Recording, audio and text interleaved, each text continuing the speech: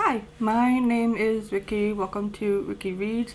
You might know me from my main channel where I talk about deafness, disability, and social commentary regarding that, but also talking about pop culture, movies, and things like that. But here I am going to start off with a new channel, and it is going to be about books and writing, because I grew up writing a lot, and I think this is the perfect channel to talk about that, to include that in. And I figure what better way to introduce this channel to make the very first channel be about a tag, the new booktuber tag. So let's go, shall we? Why did you start this channel? This is a good question, especially as someone who already has a main channel. I just wanted to have another space, as the main channel has been a little bit of a struggle. It's been in a struggle for a while now, and I wanted a space where I could not be as stressed about it. You know, BookTube is a very large place on YouTube. A lot of people have been coming together, and I wanted to be able to talk about books and writing and stuff like that with people who are definitely interested in that and come back to that. So a fresh start was going to be the better route, because I feel like as I talk about things that I really like, not a lot of people from the other side are as interested in that, so it's hard to find somebody who likes the same things and I can talk with and get excited with. So I'm hoping this is the way to go. I just really want book friends, you know? What are some fun and unique things you can bring to BookTube? So I am deaf, I'm disabled, so I'm deaf, I have chronic pain and chronic fatigue, and who knows what else, there's some other things. But also, being a writer, I am a disabled writer, so there's new perspectives to bring in. So there will be commentary on books that talk about deafness, disability in nonfiction, but also fiction books. I have seen a few authors on BookTube who have written books that have a disabled character. They are usually reviewed by able-bodied booktubers, or like, say they may be disabled, but if a book has a deaf character in it, the reader, the booktuber, would be disabled, but they're not deaf, so they're gonna have a different perspective that isn't from experience. So I think I would be able to bring in something like that. I also just don't see books like that being talked about enough, but also I seem to have trouble finding them, so maybe as a group effort we can all, you know, look for those and talk about those together. And also from a writing standpoint, yeah, I see disabled writers, deaf writers, because we all seem to know each other, but I think it would be nice to bring that into the mainstream and have more people know about that, have more people talk about that, because I don't see that as a genre being talked about very often in comparison to romance that comes from book talk and things like that. What are you most excited for about this new channel? It's a breath of fresh air. Like I said, I'm hoping to make this something I will stress less about. I want to have fun, talk about books. Yes, I am self-employed and this counts as self-employment as well, but this is just, I'm hoping to make this just so much less stressful. I don't have to worry about it as much. And I'm excited to have a new group of people to talk to be able to talk about things that I love. Again, it's hard to talk about something in a different space where there's not a lot of audience for that. Generally, they're there, the potential friendships are there, but you just kind of have to move somewhere else to find it and take a different route. So that's what I'm excited about. Again, I just want book friends and writing friends. I want friends. Why do you love reading? Okay, fair warning, we might get a little bit morbid here, but I grew up in a very terrible household.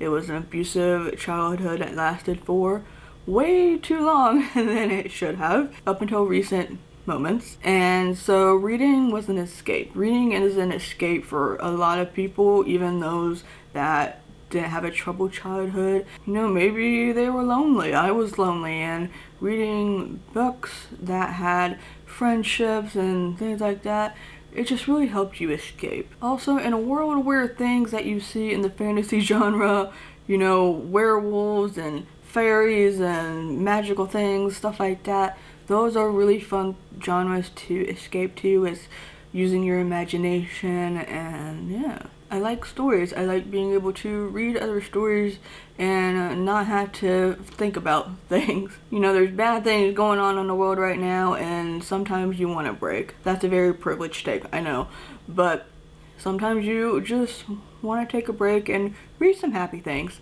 Or maybe you are someone that likes to read horror, and then that's not so much of a happy thing, but still. At least then you might think, well, I don't have to go through that right now, at least. What book or series got you into reading? That's going to be a hard question to answer because I've been reading for a very long time. Granted, I've taken breaks, like sometimes years breaks from like any serious reading.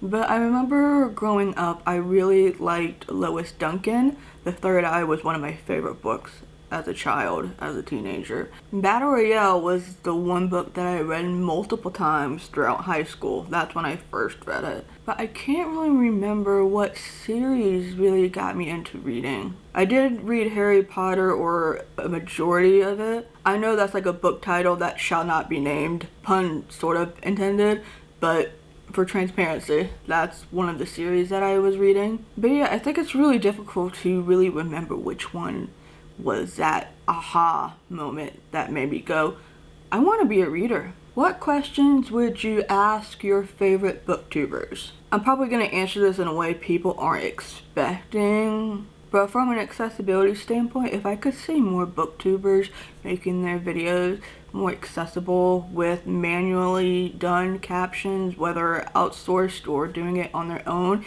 even just by editing automatic files, that would be great.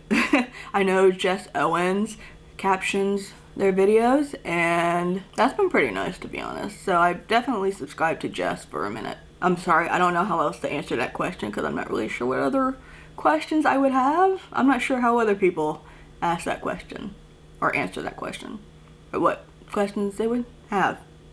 I don't know. What challenges do you think starting a booktube channel will be the hardest to overcome? I think there's a couple things. So I'm experienced with being a YouTuber and having channels. The hardest thing is just that it grows. You know, when you make videos, you want to see people come over and watch them, and you want to talk with them, you want them to engage with you, and you can have a conversation about that. And sometimes that's hard when you're starting completely fresh. The other thing that I could see becoming difficult is, you know, to keep up with the algorithm and stuff, a lot of it is you need to be reading a lot so that way you have something to give.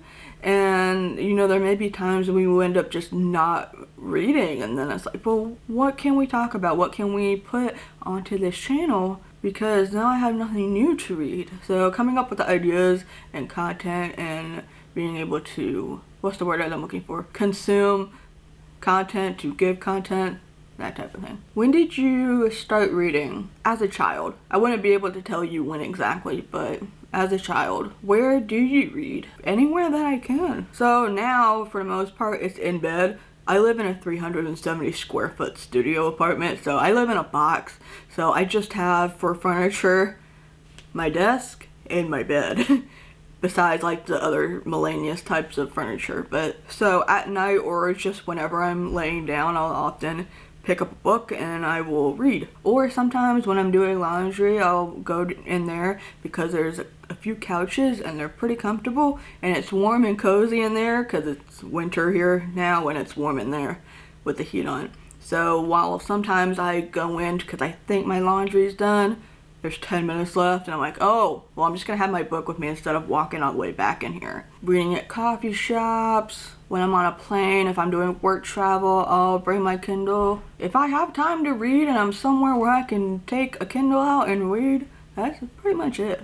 But mostly, it's this bit. What kind of books do you like to read? My preferred genres have definitely changed over the years. I grew up reading more suspenseful thriller and mystery type of books, sci-fi, and then there was a moment in time where I was pretty much reading just nonfiction. Especially I was coming into finding my deaf identity, my disabled identity, and learning about history, so I was trying to find history books on that. And there was a moment in time where I was reading a lot of North Korean nonfiction. I learned some stuff then. Now it's pretty much been a lot of spicy books, spicy romance books. And I'm gonna be honest, I don't read half of those. I'm mostly just reading the spicy part. I'm finding it very difficult to actually read the spicy books from start to finish because I just want to read the spicy. But don't worry, there are books where I'm like actually really engaged with the content itself. I think it's just because it's been a minute since I've, you know, really had a relationship, and now I'm like, hey, what's that like? So I want to read that type of stuff though. What does your book collection look like? So I primarily read on Kindle. I used to have a lot of books, and then since I moved to Omaha, I did away with those books because I just simply was not going to have the room for it. And now I do have a few books. Actually, I finally got these shelves. I finally got some shelves. And so we got those built, and I have a few books here. I have a picture right here so you can see them better.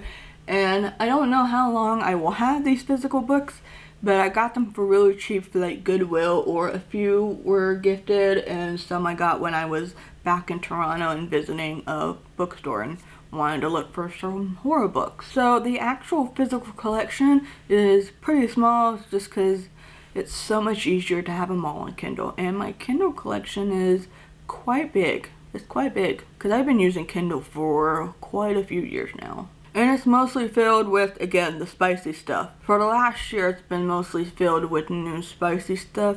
And then before that, it's been a lot of nonfiction books with various topics and business books and things like that. There's also a lot of fantasy books because those came really cheap in the Kindle store or free. I got a lot to get through. And those are the 11 questions that are part of the tag. I hope you learn a little bit about me today, whether you came from the main channel or you're someone brand new. So I hope you stick around, especially if you're also a fellow booktuber. You know, I'd like to make connections with people and we can have a nice little discussion about various books because, again, I'd like some friends. So if you'd like, subscribe to the channel. I'd very much appreciate it. If you're someone who has also done the tag, let me know and I'd like to watch it. I appreciate you taking the time out of your day to watch this video, and I will see you later. Bye.